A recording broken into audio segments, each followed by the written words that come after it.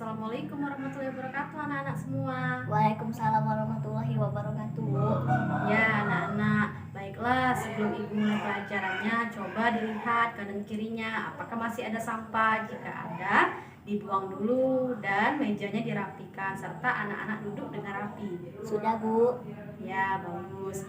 Ya, sebelum kita mulai pelajaran, ketua kelasnya siapa di sini? Septi, Bu. Ya, Septi. Septi pimpin doanya ya. Baiklah teman-teman, sebelum kita mulai pelajarannya, ada baiknya kita berdoa dulu. Berdoa dimulai. Berdoa selesai. Ya nak, sebelum ibu mulai pelajarannya, ibu akan mengabsen kalian terlebih dahulu. Yang pertama ada Meta Pramalia Putri. Hadir, Bu. Septi Nur Afifa. Hadir, Bu. Adelia Ramadhani. Hadir, Bu. Abdel Putra. Hadir, Bu. Ya, bagus, hadir semua anak-anak. Anak-anak di sini, siapa yang masih ingat pelajaran kita minggu lalu? Saya, Bu. Iya, Adel. Peristiwa pada masa kolonial pemerintah Belanda, Bu. Ya benar, jadi minggu lalu kita belajar peristiwa-peristiwa pada masa kolonial Belanda. Nah di sana kita sudah membahas tentang pembentukan VOC, tujuan pembentukan VOC di Indonesia, dan kita sudah tahu mengenai peralihan kekuasaan VOC ke negara Belanda. Kemudian anak-anak, hari ini kita akan belajar tema 7, subtema 1, pembelajaran ketiga. Baik, Bu. Anak-anak, hari ini kita akan belajar materi tersebut dan anak-anak diharapkan mampu. Yang pertama, anak-anak mengetahui sistem tanam paksa kolonial Belanda terhadap Indonesia. Kemudian yang kedua, peristiwa perlawanan terhadap Portugis. Dan yang ketiga, peristiwa perlawanan terhadap Belanda. Ayo anak-anak semuanya buka bukunya halaman 30. Baik, Bu. Baiklah anak-anak, apakah bukunya sudah dibuka? Sudah, Bu. Ya, di sana anak-anak lihat ada pembelajaran ketiga dan ada cerita mengenai sistem tanam paksa pemerintah kolonial Belanda. Nah, sebelum anak-anak membaca cerita tersebut, Ibu akan menunjukkan sesuatu pada anak-anak semua. Baik, Bu. Ibu punya salah satu contoh rempah-rempah. Di sini ada rempah-rempah yaitu, ada yang tahu anak-anak semua? Belum, Bu. Belum. Jadi anak-anak, ini merupakan rempah-rempah yang bernama lada, atau ibu-ibu anak-anak bisa menyebutnya di sini daerah kita yaitu sahang, yang digunakan untuk memasak, ya benar, untuk menjadi obat herbal di daerah kita. Dan rempah-rempah ini tumbuh utama di kota Palembang, yaitu Provinsi Sumatera Selatan. Baiklah anak-anak semua, apakah anak-anak sudah tahu ini rempah-rempah apa? Tahu, Bu. Ya, sudah tahu. Jadi anak-anak sekarang baca bukunya cerita tadi, halaman 30. Kemudian Ibu beri waktu sebanyak 5 menit. Baik, Bu. Baiklah anak-anak semua, apakah bukunya sudah dibaca? Sudah, Bu. Ya, sudah. Bagaimana? Apakah anak-anak di sini ada yang ingin bertanya? Saya, Bu. Ya, Septi. Apa yang dimaksud dengan tanam paksa? Ya, pertanyaan bagus.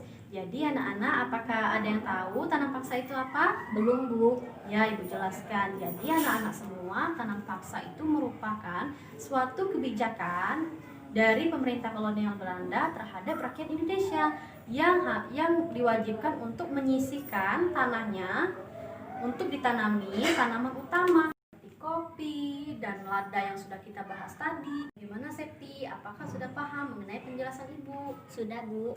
Ya, baiklah anak-anak semua. Untuk menambah pemahaman anak-anak semua mengenai materi awal tadi, di sini Ibu ada video pembelajaran. Anak-anak simak ya. Iya, Bu. Sistem tanam paksa pemerintah kolonial Belanda.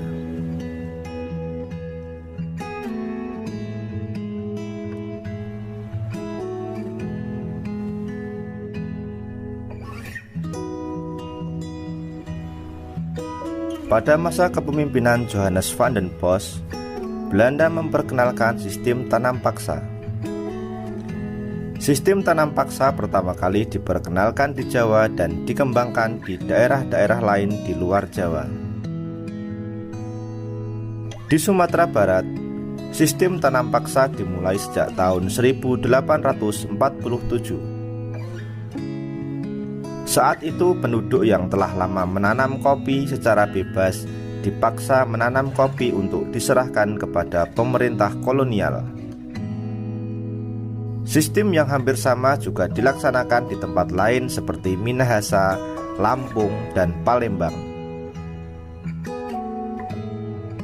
Pelaksanaan tanam paksa banyak terjadi penyimpangan, di antaranya sebagai berikut. 1. Jatah tanah untuk tanaman ekspor melebihi 1/5 tanah garapan. Yang kedua, rakyat lebih banyak mencurahkan perhatian, tenaga, dan waktunya untuk tanaman ekspor, sehingga banyak yang tidak sempat mengerjakan sawah dan ladangnya sendiri. Yang ketiga, rakyat yang tidak memiliki tanah harus bekerja melebihi 1/5 tahun. Yang keempat, waktu pelaksanaan tanam paksa ternyata melebihi waktu tanam padi atau 3 bulan, sebab tanaman-tanaman perkebunan memerlukan perawatan terus-menerus. Yang kelima, setiap kelebihan hasil panen dari jumlah pajak yang harus dibayarkan kembali kepada rakyat ternyata tidak dikembalikan kepada rakyat.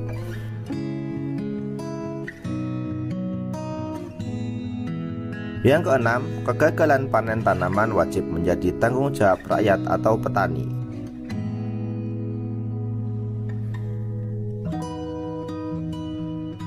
Adanya penyimpangan-penyimpangan pelaksanaan tanam paksa membawa akibat yang memberatkan rakyat Indonesia.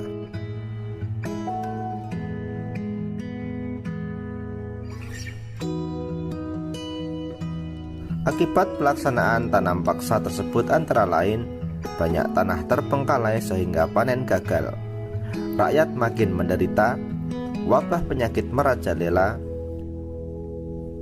bahaya kelaparan melanda Cirebon dan memaksa rakyat mengungsi ke daerah lain untuk menyelamatkan diri. Kelaparan hebat juga terjadi di Grobogan yang mengakibatkan banyak kematian sehingga jumlah penduduk menurun tajam.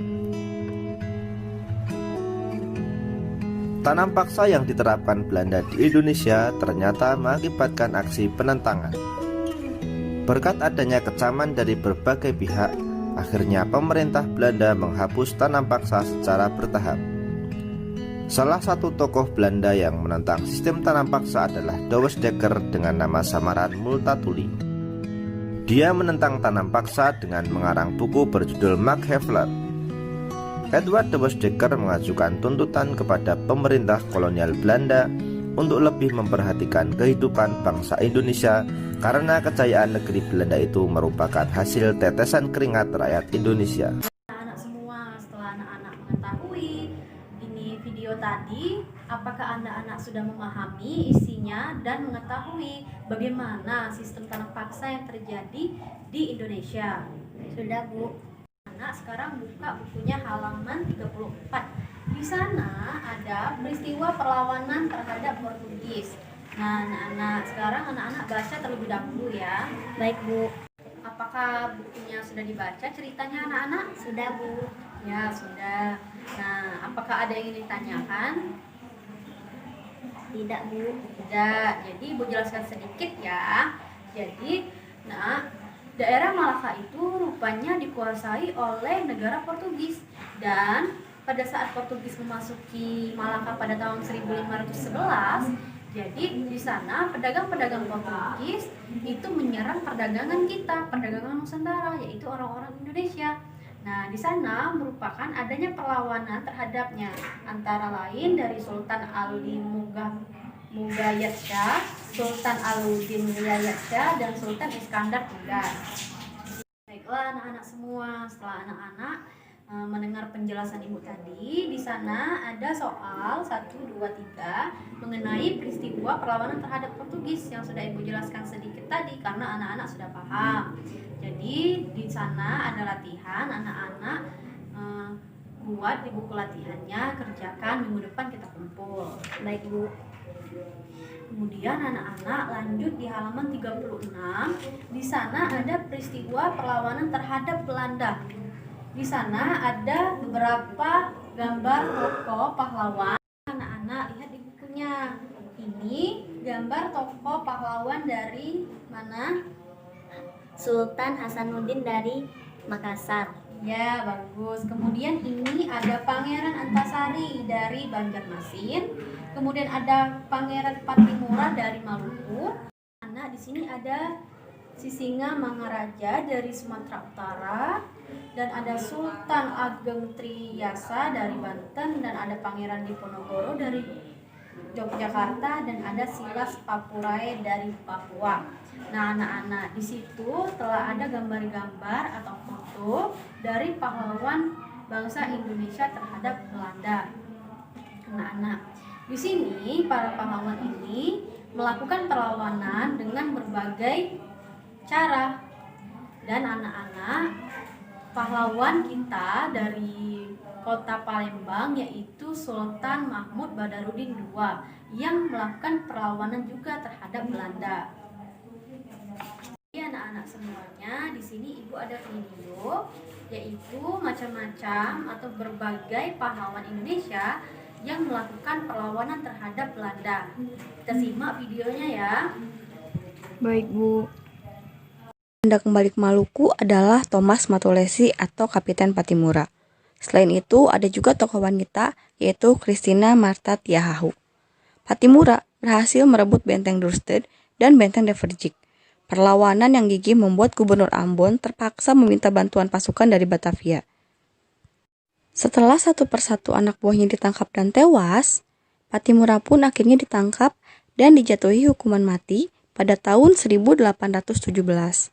Berkat jasanya melawan kolonialisme Belanda, gambar Patimura diabadikan dalam pecahan uang Rp1.000.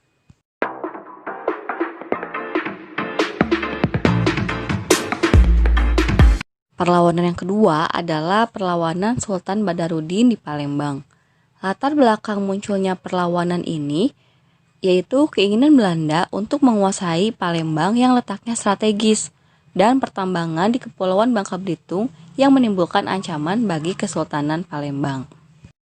Sultan Badarudin merupakan pemimpin perlawanan. Ketika terjadi pergantian kekuasaan akibat Perjanjian Tuntang tahun 1811, kedudukan Belanda digantikan oleh Inggris. Sultan Badarudin terus melakukan perlawanan terhadap Inggris. Perlawanan Sultan Badarudin terhadap Inggris berakhir setelah adanya Konvensi London tahun 1814. Belanda memperoleh kembali tanah jajahannya termasuk Palembang. Pada tahun 1818, Sultan Badarudin ditangkap, kemudian diasingkan ke Ternate. Semuanya di video tadi kita sudah tahu berbagai macam tokoh pahlawan dari Indonesia yang melakukan penentangan terhadap Belanda. Jadi anak-anak semuanya, setelah anak-anak lihat video tadi, anak-anak sudah memahami apa belum? Paham, Bu? Ya, paham. Ya, anak-anak. Jadi kita selesai belajar. Bagaimana? Apakah ada yang tahu kesimpulan kita belajar hari ini, anak-anak semua? Tentang rempah-rempah, Iya, pahlawan. Iya. Terus tanam paksa. Iya, bagus, Septi. Tadi kita sudah belajar tanam paksa itu dilaksanakan di berbagai daerah dan apa saja dampaknya terhadap Indonesia, rakyat Indonesia. Kemudian anak-anak, kita sudah tahu peristiwa perlawanan terhadap negara Portugis, Belanda. Anak-anak semua, apakah ada yang ditanyakan sebelum Ibu tutup pelajaran kita? Tidak, Bu. Ya, tidak ada. Jadi anak-anak, sebelum kita tutup pelajarannya, ayo ketua kelasnya pimpin doa sebelum kita pulang. Baiklah teman-teman, sebelum kita pulang, kita berdoa dulu ya. Berdoa dimulai. Berdoa selesai. Anak-anak semua, kita telah selesai belajar hari ini. Semoga materi yang Ibu sampaikan kepada anak-anak semua bermanfaat di kemudian hari. Ibu tutup pelajaran kita pada hari ini. Ibu minta maaf jika ada salah-salah kata. Ibu akhiri. Wassalamualaikum warahmatullahi wabarakatuh. Waalaikumsalam warahmatullahi wabarakatuh. Bu.